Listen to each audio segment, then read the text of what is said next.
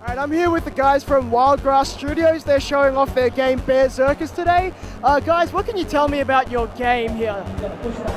So it's a local multiplayer game for up to 4 people. What you're trying to do is be the last one left alive against some deranged bears who are trying to eat everybody. And you do that through manipulating the bears' AI and trapping the other players so that they get eaten and you escape. And that's the basic main mode. Yeah. The second mode we've got in the game is called Spiral. It's basically a mode where you've got to try and get to the end of a gauntlet of enemies, and you've got all these different skills you can use to get around those enemies and help your friends. And I guess what can you tell us about Wildgrass Studios? I mean, I know that it was born out of a program from the Academy of Interactive Entertainment?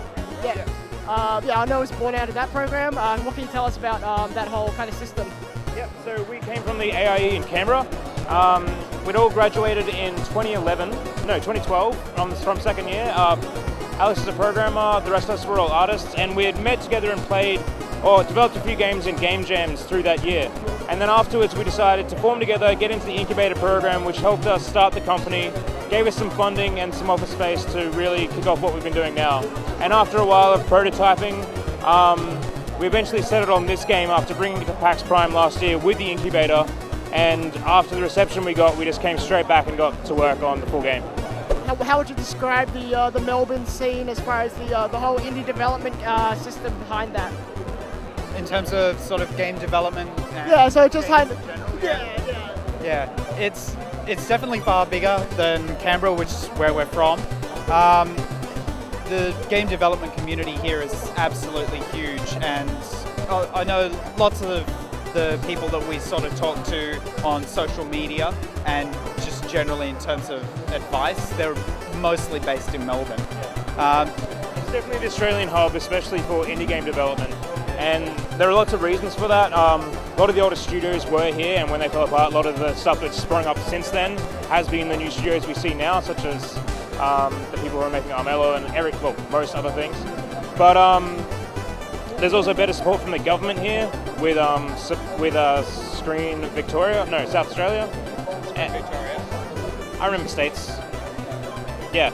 But Canberra is starting to really blossom up again. Like, we've started an IGA chapter in Canberra now.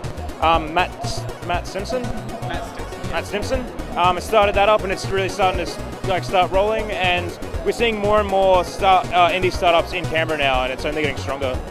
And but Melbourne's great.